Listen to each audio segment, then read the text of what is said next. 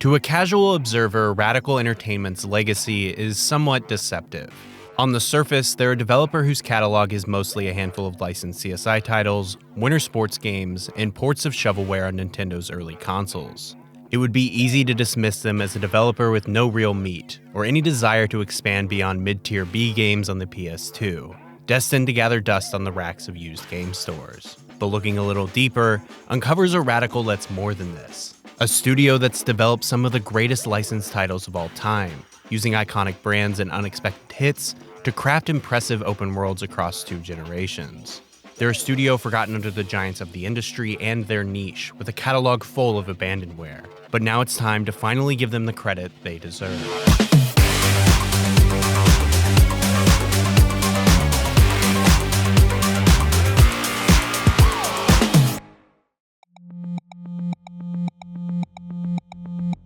In the Canadian game scene, a pattern has arisen in the past 30 or so years. A small independent developer gains some form of notoriety, they're acquired by a larger publisher, usually EA or Activision, and a handful of developers start a new company on their own. In 1991, Distinctive Software Incorporated was no exception. A company founded by a 17-year-old Don Matrick and a slightly older Jeff Simber, DSI saw success developing titles for the Apple II in Matrick's parents' living room, and had developed into a small but powerful piece of the Vancouver game scene in just 10 years. While staring down an acquisition by a rapidly growing Electronic Arts, 2 distinctive employees, Rory Arms and Dave Davis, alongside industry newcomer Ian Wilkinson, would found Radical Entertainment. Their first 5 years were not what their name claimed, however, as most of their catalog was ports of licensed games to the SNES, Genesis, and Game Boy. Those that weren't were often titles featuring 90s sports icons such as hockey player Brett Hall, IndyCar driver Al Unser Jr., and soccer icon Pele.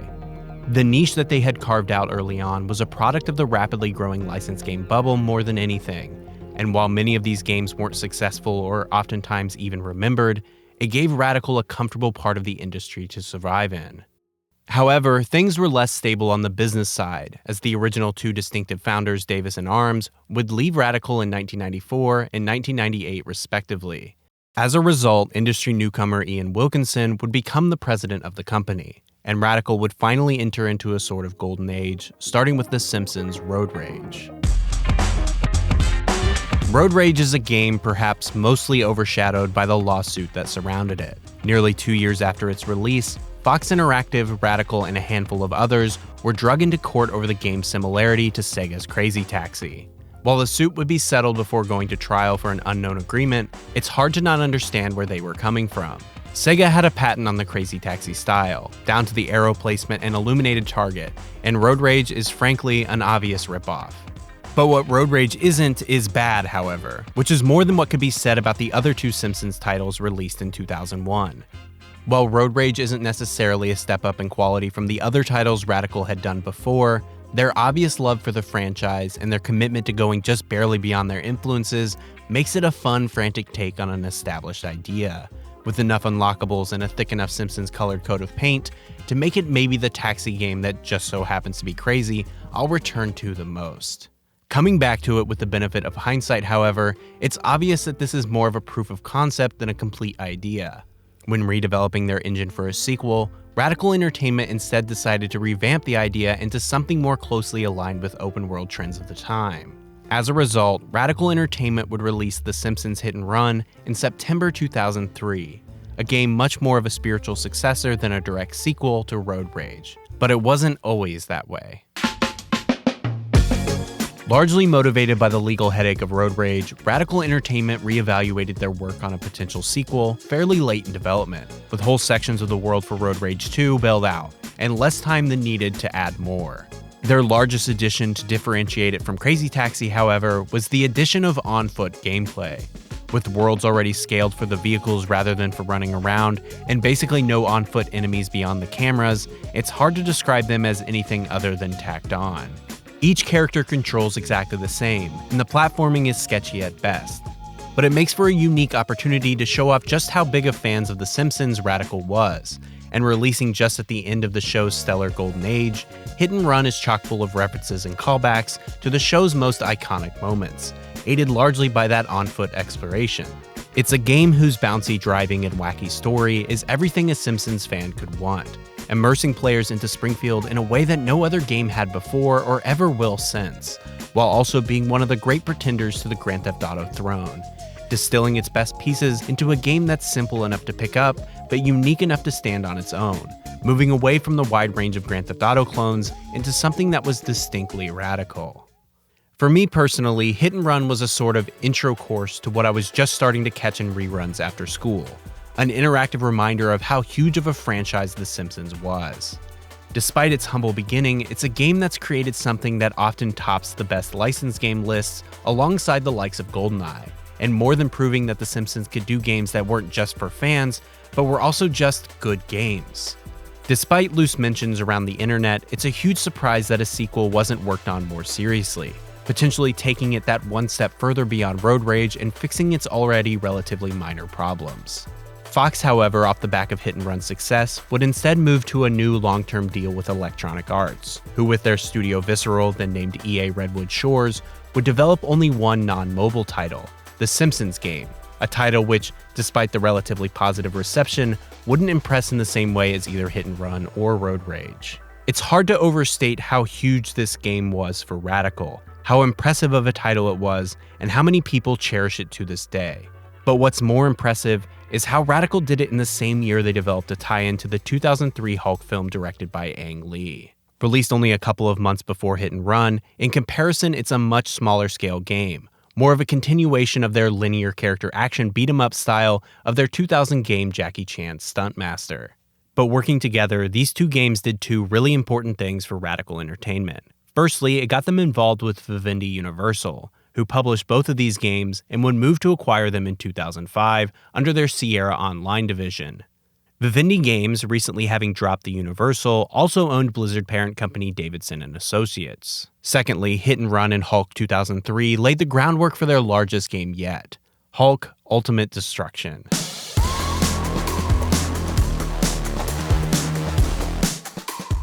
Treyarch had already come out with Spider-Man 2, and they had done an open-world superhero game. We looked at it like, damn, we have to up our game. We have to be like that. That's where things are going.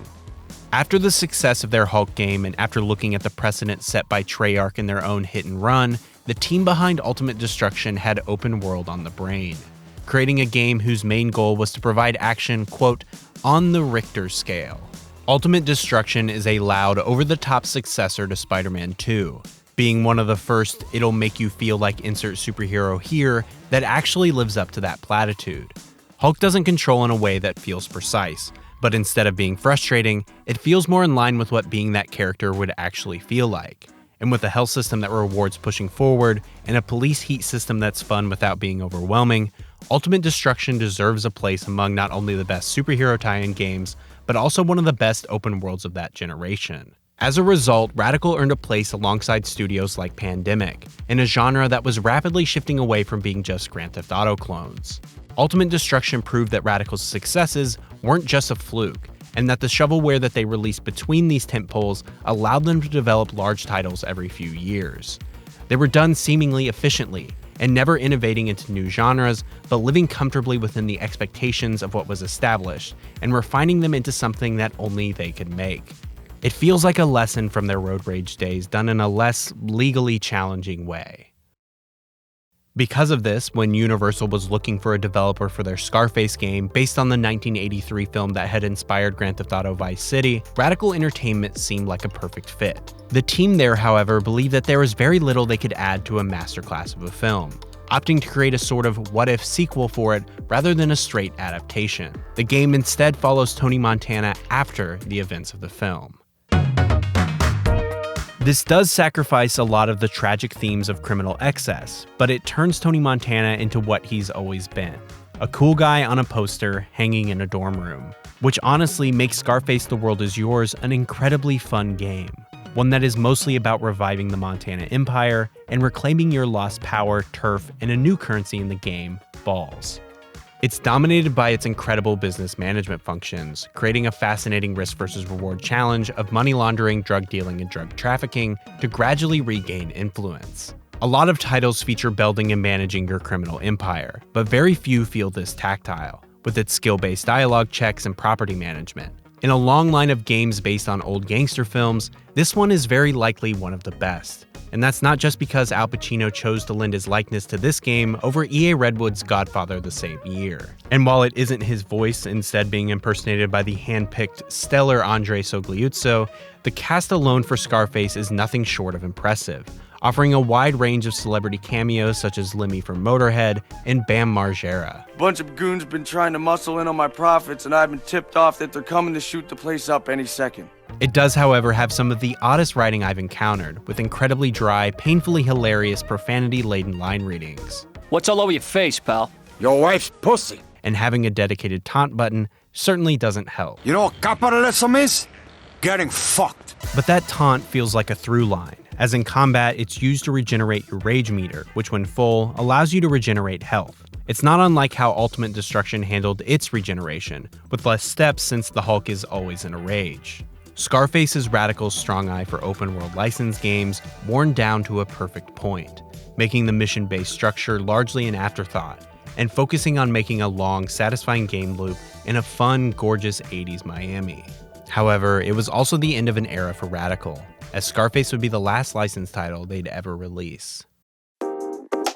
As they moved forward, Vivendi handed them the keys to an iconic gaming franchise instead, one starring a certain Crash Bandicoot. The year before Scarface in 2005, Radical had worked on Crash Tag Team Racing, a spin-off title of the former PlayStation 1 exclusive series that blended its platforming elements with its kart racing. While the reception was far from what the series received in its heyday, Vivendi would hand them the reins to a main series Crash game in 2007, taking over from Traveler's Tales, using much of the same team from The Simpsons Hit and Run, and releasing Crash of the Titans. This wasn't going to be a back-to-basics Crash game either. Like the gradual shift of the Jack series, this was going to be a 70-30 combat and platforming split, focusing much more on combos and combat, and a world that was fun to move through, while also giving the characters some much-needed updates. It's important to note that the mascot platformer was beginning to fall out of style in 2007, and this was the first Crash game of the new generation. While it wasn't intended to be as edgy as some characters' transitions, it was made at least a little more unique to separate it from its predecessors. It certainly didn't blow the doors open, but it provided a solid entry in a series that was on the decline, which isn't too bad for a cross-generation title. Their successes led to another release, Mind Over Mutant, which was a direct sequel to the ideas they had laid out in Crash of the Titans. It would also be the last main entry in the series until the Insane trilogy in 2017. But it wasn't quite Radical's fault.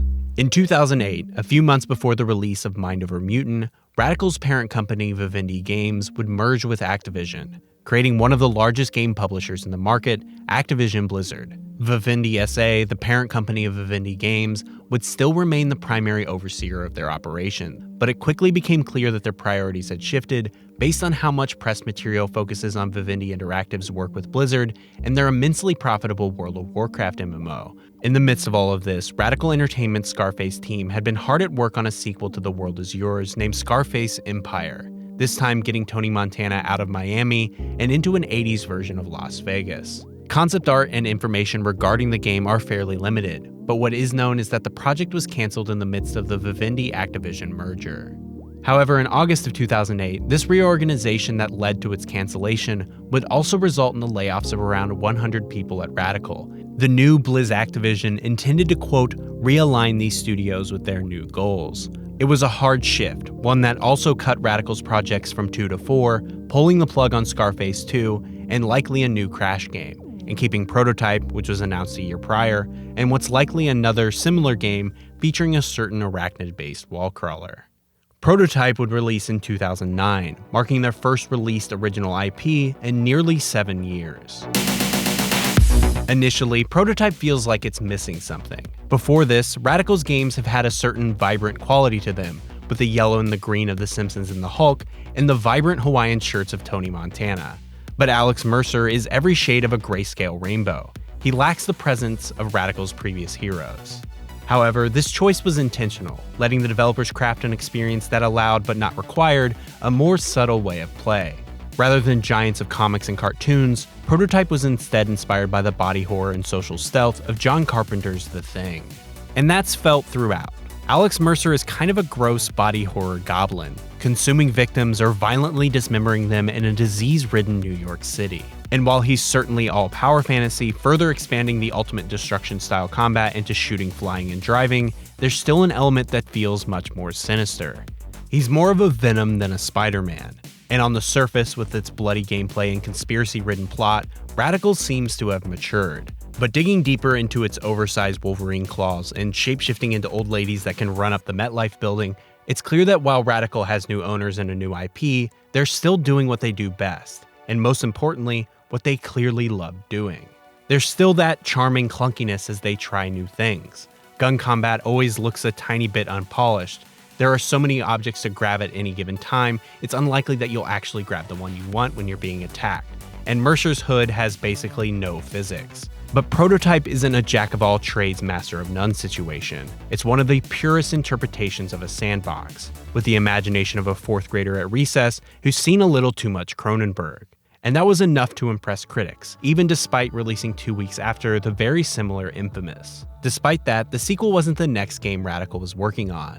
Instead, their next project, which had survived the buyout, was a tie-in to Sam Raimi's Spider-Man 4. Screenshots began to surface from artists who'd worked on the project in 2019 until an eventual Xbox 360 build of the game would be discovered in 2021. It shows gameplay that's incredibly similar to Prototype, and judging by the reused assets, likely in the same engine. It's clear that this is very early in development, and judging by stories of the production of the film, it's unlikely that Radical even had a script.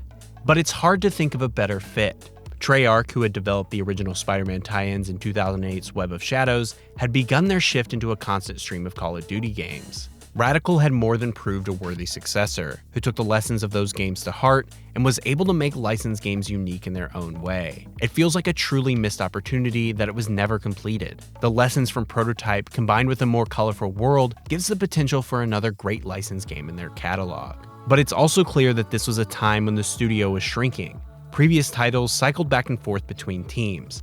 Prototype had been developed by the Hulk team, not the one that worked on Scarface and Hit and Run, which allowed for a segmentation of resources and staff to keep games flowing. Having been cut back in the wake of the Activision merger, it's clear that this is no longer really possible. The, pun intended, radical differences between the studio's games is no longer there. While they were all open worlds, they were also unique from each other. A Radical Entertainment's game's appeal was in how it would be different from what came before. The Spider-Man 4 footage clearly isn't that. To be blunt, seeing this footage is a reminder that this was the beginning of the end for Radical.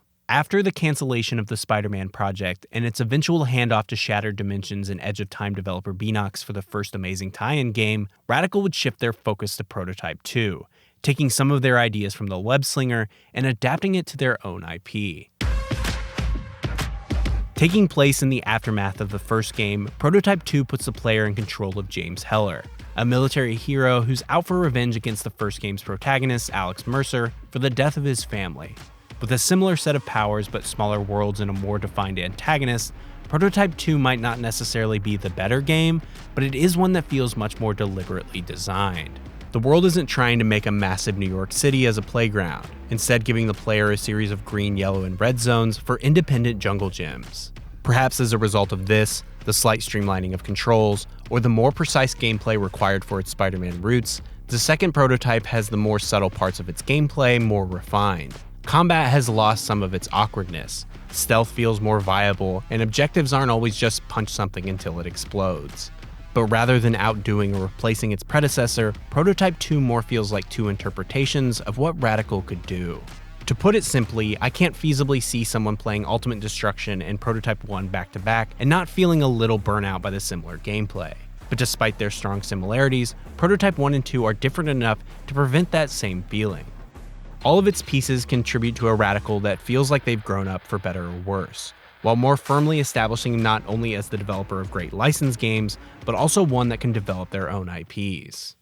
However, despite their early plans for a third installment and a small tenure as a support studio on 2014's Destiny, Activision would close Radical Entertainment's doors just 2 months after Prototype 2's release in June of 2012. Compared to other similar closings and consolidations covered here in the past, Activision's statement on the matter is blunt at best and downright brutal at worst. Directly citing Prototype's underperformance and the lack of a potential buyer, the statement mentions that a dramatic cutback in staff was their only real option. It's uncharacteristically transparent and kind of unfair to the vast majority of Radical employees. Using a game like Prototype as the metric for their studio's potential future, considering it started life as an entirely different project, feels a bit cruel. In 2022, Radical would be mentioned in Microsoft's buyout of Blizz Activision alongside other closed, shelved, or underappreciated studios under their umbrella, such as Raven, Beanox, and High Noon. However, if there are any plans to revive it in the future, that remains to be seen, but it feels unlikely.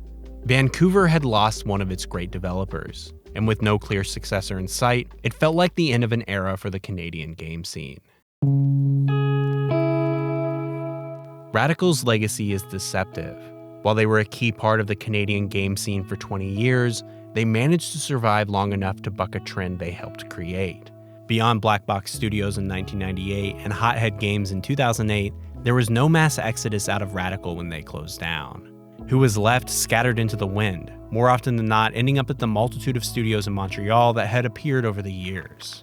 Ian Wilkinson went to the aforementioned Hothead Games, where he works with a small handful of developers from Radical on idle mobile titles. Eric Holmes would move to Warner Bros. Montreal, where he acted as creative director on Batman Arkham Origins. Many more would move to Ubisoft, who continued to carry the torch of the open world genre for better or worse. It's not my intention to diminish anyone's work after they left Radical. They were a studio that was just ahead of their time, and many have adapted incredibly well into a modern market chock full of massive worlds. It's hard, however, to not look back at the time at Radical as something truly special.